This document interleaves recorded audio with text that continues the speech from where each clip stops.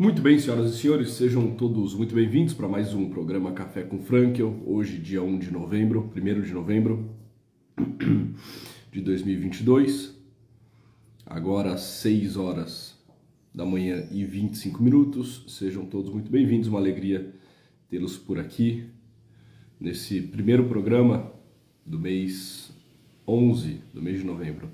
Legal, boa, obrigado, Yara. A Yara já dizendo que a transmissão está ok. Bom dia, Lucas.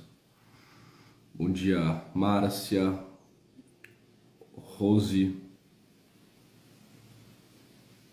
Excelente, muito bem. A Sônia. Olha lá o pessoal chegando. Só deixa eu organizar aqui, peraí, a tela. Pronto. Bom dia, Davi. Bom dia, Silvia. Juliana, Marina, Camila. É muito bom tê-los por aqui. Espero que todos estejam bem. Bom dia, Selma. Legal. Vamos lá, vamos despertando, vamos acordando, vamos começar esse nosso dia, começar essa terça-feira. E vamos começar de café com Frankel, tá bem? A ideia é que agora possamos retomar as nossas atividades habituais por aqui. Na semana passada tivemos café com Frankel, assim como hoje, e espero que todas as terças-feiras agora possamos nos encontrar aqui, tá bem? Legal, obrigado Fá Ferreira. Hoje um dia especialíssimo, estamos começando aí o mês de novembro, um mês devotado, né, às almas do purgatório, a meditação acerca da santidade, enfim, um mês que começa já com festividade, que já começa nos trazendo algumas reflexões, algumas provocações, apontando-nos alguns caminhos, tá bem? Então vamos lá, vamos com tudo. Tudo em ordem por aí? Vocês estão bem? Excelente. Estamos aí com quase 100 pessoas. Mandem aviãozinho. Divulguem o café para as pessoas. Convidem os amigos, convidem os conhecidos aí de Instagram para se juntarem aqui a nós, ao Javert. E é isso. Quem não tiver acordado, porque nem todos caem da cama cedo, né? Quem não tiver acordado, depois, quando entrar no Instagram, vai ver lá que teve a live e vai receber no direct a tua mensagem. Aí só basta a pessoa clicar lá na tua mensagem, pronto, ela já cai aqui na live e pode assistir ao longo do dia essa nossa reflexão. Tá ok? Bom, vamos lá. O que eu pensei para hoje, né? O que eu preparei para hoje? É claro que nós estamos vivendo um momento de turbulências, né? Um momento de incertezas. Eu até postei um texto ontem no Instagram, juntamente com um pequeno recorte daquela grande obra Senhor dos Anéis, falando desses momentos sombrios, né? Em que parece que, de alguma forma, em que aparentemente a impunidade, né, venceu a justiça, né? Então nós estamos vivendo, por diversos motivos, estamos vivendo um momento de instabilidade, um momento de incerteza, um momento de mudança, tá? Poderíamos dizer que estamos passando por uma noite escura, né? Fria, densa, não sabemos muito bem o que vem, né?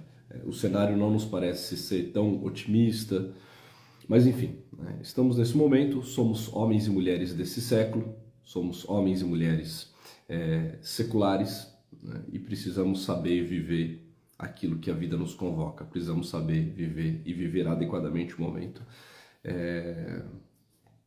que a nós foi destinado, tá bem? Bom, e pensando um pouco nisso, eu fui atrás de um texto de Frankel, né, na sua obra célebre, né, naquela obra que deu notoriedade a Viktor Frankl, o seu grande best-seller, que é o livro Em Busca de Sentido. Eu fui atrás de uma reflexão de Viktor Frankl, na qual ele apresenta-nos uma breve reflexão de uma longa conversa, de uma longa palestra que ele teve num dos barracões dos campos de concentração com seus companheiros, tá bem? Eu acho que isso aqui ajuda-nos a viver bem o tempo presente, a nos instalar na realidade, a entender quem nós somos, de que forma nós podemos caminhar, e caminhar a passos largos, e caminhar com passos firmes, né? Nesse momento. Bom, só deixa eu contextualizá-los. Então, eu estou aqui no livro Em Busca de Sentido, num capítulo anterior, o capítulo que tem como título Uma Palavra na Hora Certa, Viktor Frankl vai falar de algumas situações que estavam ocorrendo naqueles dias, mais especificamente naquele dia nos campos de concentração. Ele falou que o dia de fato não havia sido nada bom, ele vai dizer, né? O dia fora terrível, né? Porque ainda há pouco eles haviam sido recrutados na hora da chamada e eles haviam escutado dos soldados como que eles seriam tratados a partir de agora, frente a pequenas sabotagens ou pequenos furtos que viessem a ocorrer dentro dos campos de concentração, né? Ele vai dizer assim: fazia pouco havia sido anunciado na hora da chamada todos os pontos que doravante seriam considerados sabotagem e punidos imediatamente por enforcamento. Entre esses delitos constatavam trivialidades como cortar tiras estreitas de nossos velhos cobertores, o que muitos de nós tínhamos feito para confeccionar polainas improvisadas, além de qualquer furto, mesmo os mais insignificantes, né? Então, falou, olha, né, o dia tinha sido terrível por diversos motivos. Um dos motivos pelos quais o dia foi difícil é que nos falaram que a partir de agora qualquer pequeno furto, né, qualquer atitude que não é uma atitude bem vista, bem quista, né, pelos guardas, pelos soldados, tudo vai ser agora visto como sabotagem, e a punição para essas sabotagens será o enforcamento, né? Imagina, a gente não pode nem mais arrancar uns pedaços, uns fios dos cobertores velhos para tentar usar como polainas, né? Muitas vezes eles pegavam pedaços de tecidos velhos, um pouco de algodão, um pouco de tecido, tentavam colocar dentro das roupas, né, nos bolsos, na região do peito, para poder se aquecer, né, no inverno rigoroso daquela região. Enfim, ele falou, o dia não havia sido bom, mas não só isso. Também aconteceu o seguinte, um dos nossos colegas tentou roubar um pouco de comida na cozinha, né?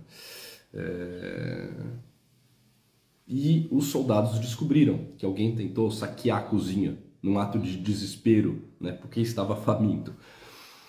E propuseram o seguinte, né, ou essa pessoa, né, se apresenta, ou então os colegas o entregam, porque todos sabiam quem de fato havia cometido esse feito, quem era o prisioneiro desesperado e faminto que tentou possivelmente roubar algumas batatas podres dentro da cozinha, ou então, como castigo, como punição, se vocês não apresentarem, né, o colega infrator, todos ficarão um dia inteiro sem comer, né? Os milhares de presos que aqui estão ficarão o dia todo sem comer. E ele falou, é claro que nós não entregamos o nosso colega, né? Todos nós optamos pelo jejum. E eles fizeram um dia todo de jejum. Então imagina, frio, uma vida, né, um dia de trabalho intenso, de trabalho árduo, né? Logo pela manhã eles haviam recebido essa notícia de que a partir de agora tudo, né, vai ser visto como sabotagem e os pequenos desvios serão punidos, né, com enforcamento. Enfim, ele falou, olha, foi um dia terrível. Ele começa assim esse parágrafo, né, no qual ele vai explicar o dia, né? O dia fora terrível. Todos estavam com frio, todos estavam com fome, e ele vai falar, e eu também estava muito desanimado e irritado. Então acontece o seguinte, um dos líderes lá dos prisioneiros começa a fazer um discurso para os prisioneiros, no sentido de animá-los, no sentido de colocá-los para cima, né, no sentido de não deixar, né, a moral do grupo cair. E ele começa a citar Viktor Frankl, o médico, o neurologista, o psiquiatra que estava lá, né, junto com os prisioneiros, né? E ele convoca naquele momento Viktor Frankl para fazer um discurso, para que dirija uma palavra aos seus colegas.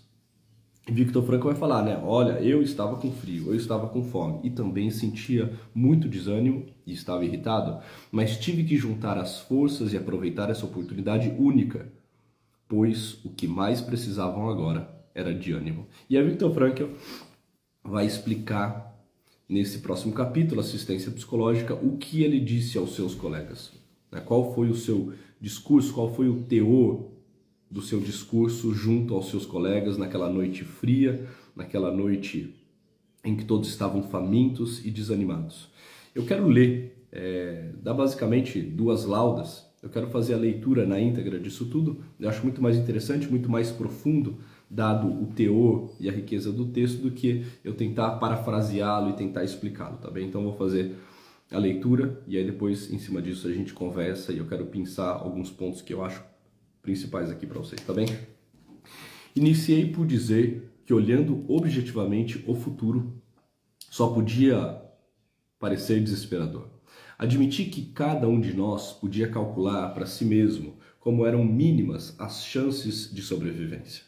Ainda não chegara ao campo a epidemia do tifo exantemático. Mesmo assim, estimei em 5% minhas chances de sobreviver. E disse isso a eles. E lhes disse também que no que dependesse de mim, não perderia a esperança nem desistiria de lutar. Pois ninguém conhece o futuro.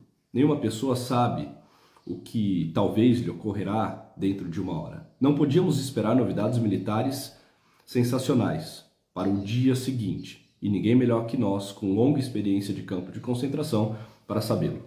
Mas muitas vezes surge de repente uma grande chance, no mínimo para um de nós, ser destacado para um reduzido transporte destinado a um comando especial com condições de trabalho excepcionalmente favoráveis, etc.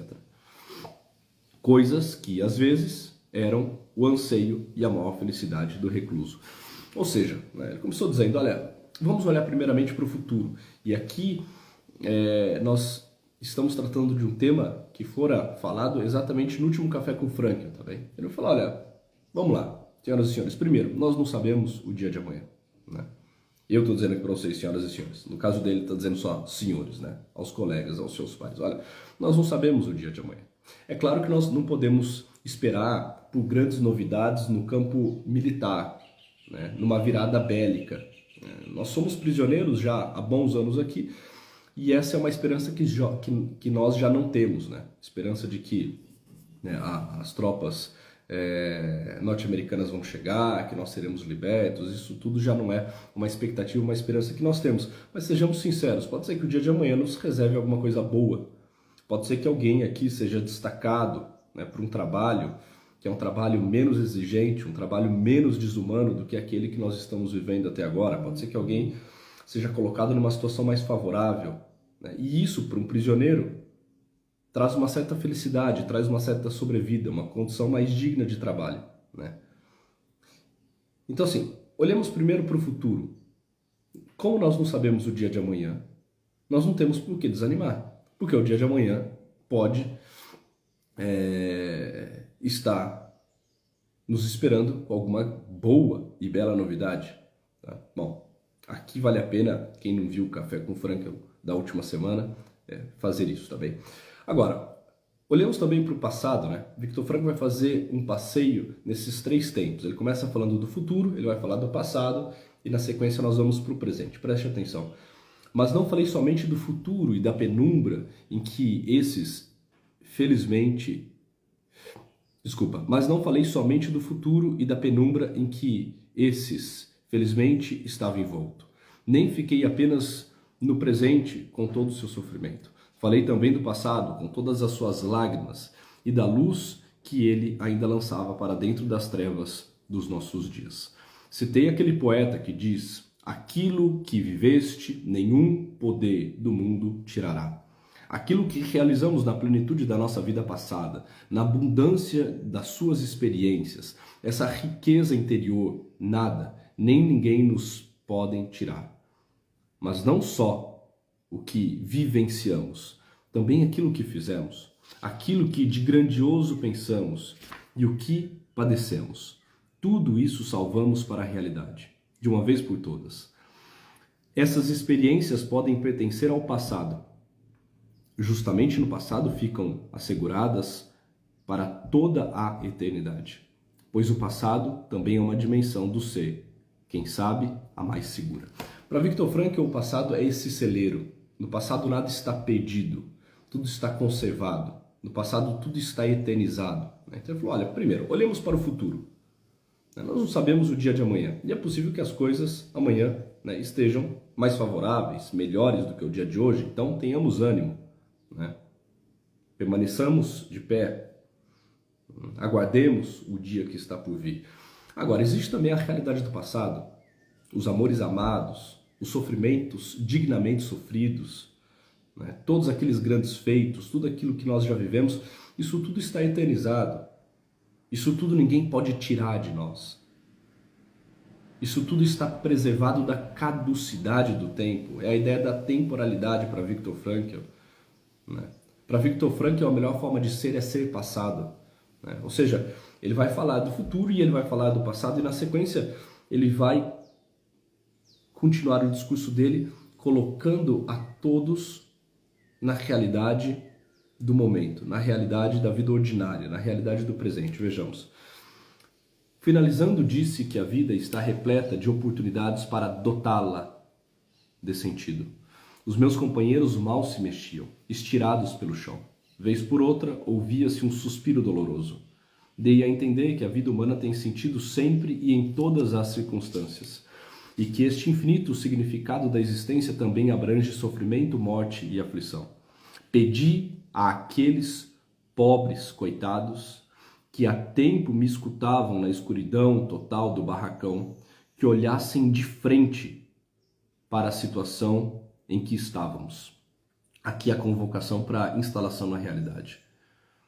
Aqui Viktor Frankl, né, abre mão de todo o movimento de fuga, de todo o movimento de negação.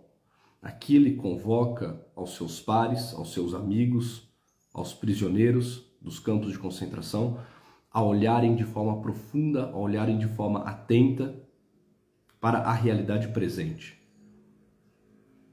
Ele os convida para que olhem de frente para a situação em que estávamos. Por mais difícil que ela fosse, continua Viktor Frankl, e não se desesperem,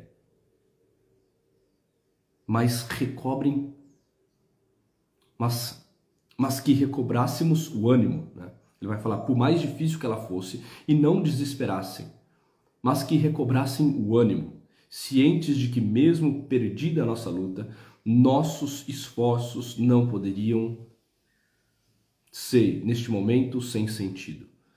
Não perderiam seu sentido e nem a sua dignidade. Cada um de nós, disse Eliseu, nesses momentos difíceis e mais ainda na hora derradeira que se aproxima para muitos de nós, se encontra sob o olhar desafiante de um amigo ou de uma mulher, de um vivente ou de um morto, ou sob o olhar de Deus. Ele espera que não o decepcionemos e que saibamos sofrer e morrer, não miseravelmente, mas com orgulho. Olha que interessante, essa convocação para a instalação da realidade. Ou seja, olhem para a situação na qual nós estamos metidos. Não fechem os olhos, não neguem, não corram desesperados. Não criem fantasias, não criem situações outras, loucas, hipotéticas. Essa é a realidade na qual nós estamos. Pedi àqueles pobres coitados que olhassem de frente para a situação em que estávamos, por mais difícil que ela fosse, e não desesperassem, mas recobrassem o ânimo. Ou seja, olhem primeiro para a situação. Consigam medir o tamanho, o impacto, a densidade, a profundidade disso tudo. Essa é a nossa situação. Agora, não só isso. Porque esse primeiro movimento, desacompanhado de um segundo, pode se tornar simplesmente uma constatação que vai em algum momento levar ao desespero. Isso aqui não é uma mera constatação, é um primeiro movimento de constatação que convoca um segundo movimento. Olhou para a situação? Olhou, pois bem, agora olhe nos olhos daquele que você ama. Agora procure um outro olhar. Procure o olhar da tua esposa. Procure o olhar dos teus filhos. Procure o olhar do teu Deus. Procure olhar para aquele a quem você ama. Muito embora não esteja aqui. Muito embora a tua esposa não esteja aqui. Muito embora os teus filhos não estejam aqui. Olhe nos olhos dele. Olhe nos olhos do teu Deus. Este sim se faz presente. Este sim está aqui. Procure agora outros olhos. Olhos que te olham. Olhos de pessoas que você de fato ama.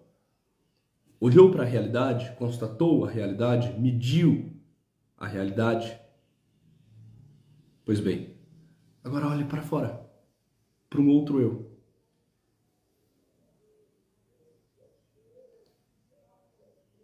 Isso aqui, eu já vou terminar o discurso de Viktor Frankl, mas isso é extremamente interessante, né? Isso lembra-nos muito, inclusive, aquela fala de Teresa, Santa Teresa, né? Mira que telemira, né? Mira que telemira.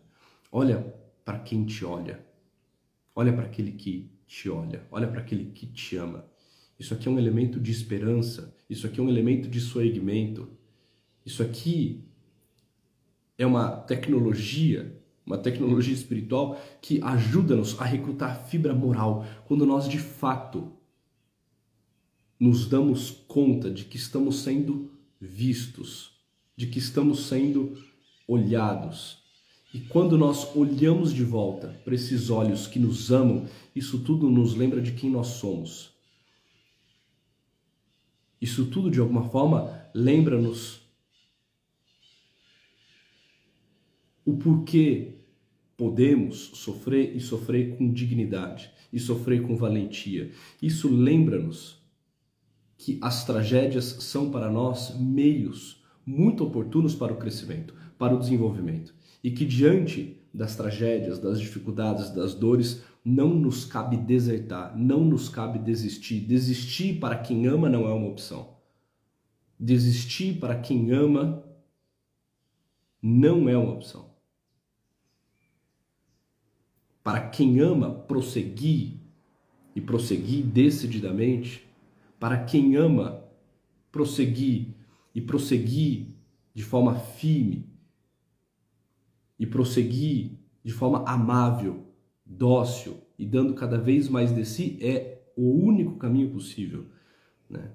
Então Viktor Frankl vai convocar aqueles prisioneiros. Olha, procurem agora olhar nos olhos daquelas pessoas a quem vocês amam.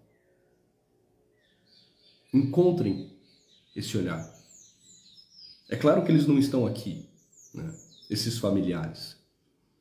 Viktor Frankl a todo momento vai falar que para o homem religioso, verdadeiramente religioso, todas essas atividades, por exemplo, são muito mais fáceis, né? Porque para o homem religioso, primeiro, não existe nenhuma situação sem sentido. Segundo, ele consegue rapidamente acessar o seu universo interior e lá fazer uma experiência com este tu transcendentíssimo, com o Deus que habita no mais profundo da sua alma e fazer uma experiência profunda de amor, né? Enfim. Então, Viktor Frankl sempre vai fazer essa ressalva, né? Olha, para o homem verdadeiramente religioso, essas coisas são sempre mais fáceis e mais rápidas, tá bem? Bom, mas deixa eu terminar aqui o discurso de Frankl e depois eu volto fazendo algumas amarrações e trazendo algumas reflexões minhas, tá bem? Encerrando, falei do nosso sacrifício. Disse que ele tem sentido em todo e qualquer caso. Disse que a natureza do sacrifício implica ser ele vivido na premissa de que neste mundo, neste nosso mundo, no mundo do êxito, nada se alcança sem ele. Não vem ao caso se o sacrifício é feito em prol de uma ideia política ou se trata de uma abnegação de uma pessoa em favor à outra. Claro, aqueles que fossem crentes no sentido religioso puderam entendê-la com facilidade. Ou seja, para o homem verdadeiramente religioso, a dimensão do sacrifício é algo facilmente compreendido, ele acessa de forma muito mais rápida e profunda isso tudo. Prestem atenção nisso, mencionei aquele companheiro.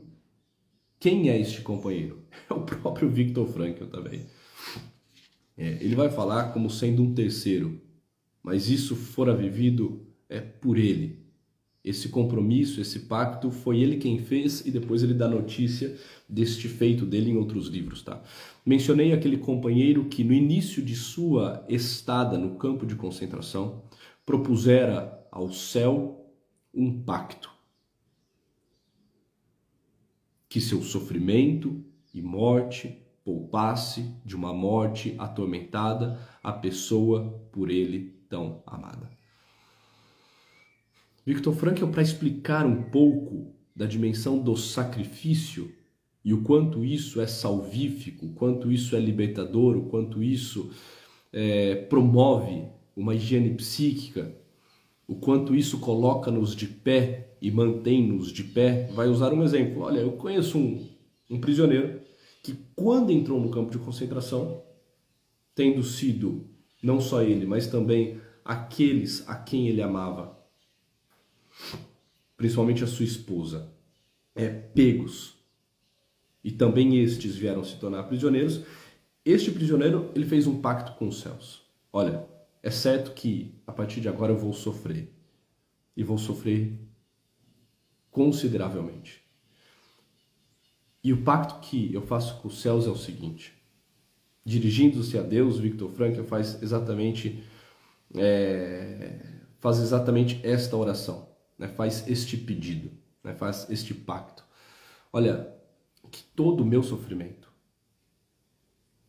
que espero que seja vivido dignamente, né? Com valentia, com firmeza, né? Sem desespero, que todo este meu sofrimento poupe aquela a quem de fato eu amo de uma morte atormentada. Como se ele pudesse dizer, né? Olha, que o meu sofrimento traga a ela alívio, que o meu sofrimento possa, de alguma forma, se reverter a ela em refrigério. É aquilo que vai dizer Madre Teresa, né? Que o meu cansaço a outros descansem, né? Uma frase belíssima, né? Como se ele dissesse, olha, que o meu cansaço possa descansá-lo. Que pese sobre os meus ombros agora todo o tormento. Que esta dor doa na minha carne. Que isso tudo seja vivido por mim no máximo, né, de dores de intensidade possível. E que ela quem? A esposa. Ele está falando aqui de Tilly, né? A sua esposa que morreu nos campos de concentração, né? Mas que ela seja poupada. Poupada do quê? De uma morte atormentada. Para esse homem, ele continua dizendo, né? Para esse homem que fez esse pacto, sofrimento e morte não eram sem sentido, mas sim foram dotados do mais profundo sentido em sua função de sacrifício.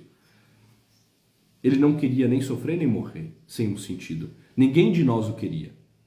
Dar a esta vida, aqui agora, naquele barracão, naquela situação, praticamente sem saída, esse sentido último foi o propósito de minhas palavras. Não demorou muito e pude perceber que este propósito atingira seu objetivo. Ao acender-se novamente a lâmpada elétrica do barracão, vi achegarem-se as figuras miseráveis de meus companheiros, mancando, com lágrimas nos olhos, para me agradecer. E aí Viktor Frankl continua dizendo, né? Mas quero confessar aqui que apenas raramente tive a força interior para abrir-me num contato tão intenso e último com meus companheiros de cruz, como naquela noite. Certamente deixei de aproveitar muitas circunstâncias externas favoráveis a um contato desses, né? E ele vai dizer, no capítulo anterior, né, que o efeito direto de ser exemplo sempre é maior do que o efeito das palavras. Ou seja, olha, né, em boa parte do tempo, eu tentei ser exemplo para os meus companheiros. Poucas vezes me utilizei de palavras. E é claro que o efeito direto de ser exemplo sempre é muito maior do que o efeito das palavras, mas naquele momento a vida convocou Viktor Frankl para falar, para discursar, depois de um dia terrível, no qual eles foram já de cara recebidos com, né, assim, notícias das piores possíveis e foram metidos durante todo um dia num jejum forçado. Tá? E aqui ele vai convidar os seus pares, os seus amigos, os seus colegas, a olharem para essas três dimensões. O passado, onde tudo está preservado, onde tudo está guardado. O futuro, onde tudo é possibilidade, onde tudo é incerto. Mas essa incerteza também é incerteza acerca daquilo que de bom, de grande, de belo nos aguarda, nos convoca, nos espera. Mas principalmente este olhar atento e profundo para a realidade. Mas é um olhar que nos chama a uma atitude heróica. É um olhar que nos chama à coragem e não ao desespero, não ao desânimo, mas ao amor. Senhoras e senhores, eu comecei dizendo, que nós estamos também entrando numa noite escura, num momento de incertezas, num momento caótico. Não sabemos muito bem o que será do dia de amanhã, mas não podemos perder a esperança de que o amanhã convoca-nos a grandes feitos. Mas nós precisamos nos lembrar tempo de que é este que nós estamos vivendo. É tempo de ânimo. É tempo de fixar os olhos naqueles que amamos, como vai nos convocar Viktor Frankl. E é exatamente porque nós estamos com os olhos fixos, não só na tragédia, não só na perda, não só no caos, não só na confusão, mas exatamente porque nós estamos com os olhos fixos naqueles a quem amamos, que nós precisamos, por amor a eles, fazer tudo, absolutamente tudo aquilo que está ao nosso alcance, com cada vez mais carinho, com cada vez mais dedicação, com cada vez mais presteza. É hora de termos essa presteza, de termos essa inteireza, de termos essa amabilidade, de termos essa dedicação com aquilo que nos cabe. Cada um no seu, cada qual, entendeu? Cada um onde está, cada um naquilo que é chamado. O estudante que de fato se devote à vida intelectual e aos seus estudos. O professor que prepare cada vez mais uma aula assim com substância, com profundidade, com verdade. A mãe de família que assuma de fato as funções dentro de casa e as faça com grande amor, com grande entrega, com espírito de sacrifício. Aos cônjuges que sejam cada vez mais fiéis, que amem profundamente o seu cônjuge, Que as famílias se tornem grandes luzeiros. É momento de empreender no campo espiritual, empreender no campo moral, empreender no campo intelectual, empreender no campo profissional. Viktor Frankl vai nos falar, no final do livro Em Busca de Sentido, essa frase é aquela frase célebre que eu já citei aqui algumas vezes, Olha, é fato que o mundo está numa situação ruim. Ele vai dizer isso, ele termina o livro Em Busca de Sentido dizendo isso. Porque o mundo está numa situação ruim. Porém, senhoras e senhores, prestem atenção nisso. Deixa eu ver quanto tempo nós temos aqui de live, só para ver quanto que dá para abrir aqui a reflexão. Pronto.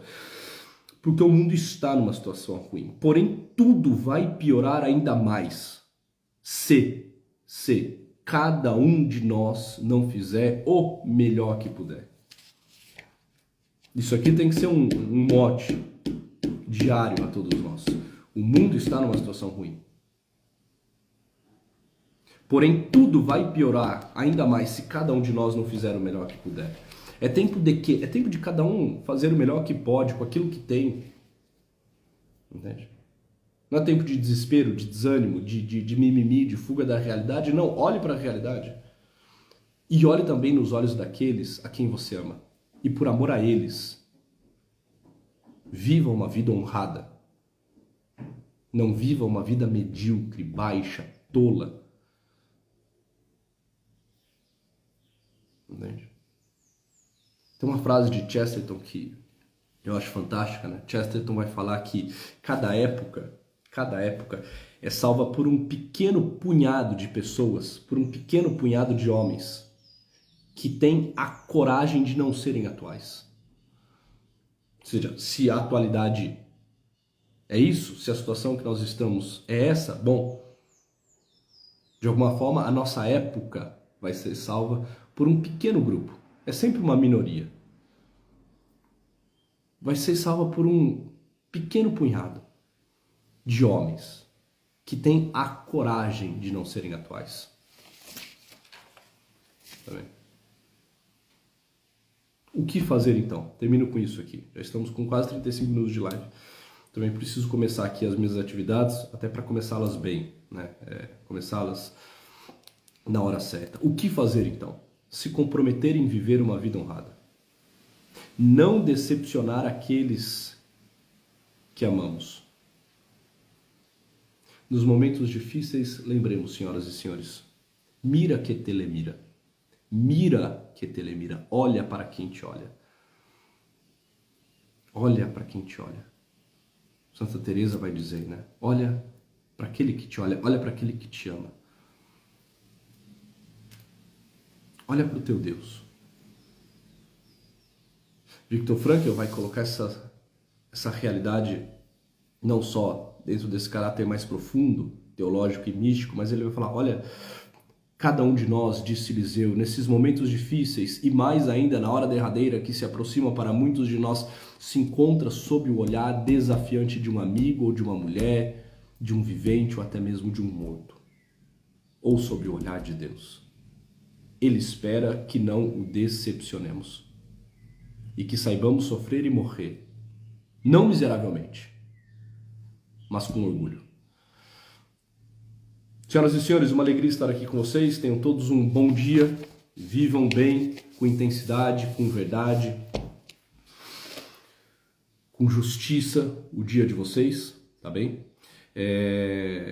Terça-feira que vem estamos aqui no Café com Frankl. Se fizer sentido a você, se essa live lhe ajudou de alguma forma, trouxe alguma reflexão salutar aí para o teu dia, printa essa tela, bota lá nos teus stories, me marque, chame mais pessoas para acompanhar esse nosso conteúdo. Muito bom tê-los por aqui. Estou lendo agora os comentários. Digam aí o que vocês acharam. O Francisco está dizendo aquela foto. Tirem aí a foto. Obrigado. Agora que eu vi, estamos aí com 215 pessoas. Muito bom. Excelente. Um número expressivo. É bom tê-los por aqui. Fiquem com Deus. Até a próxima.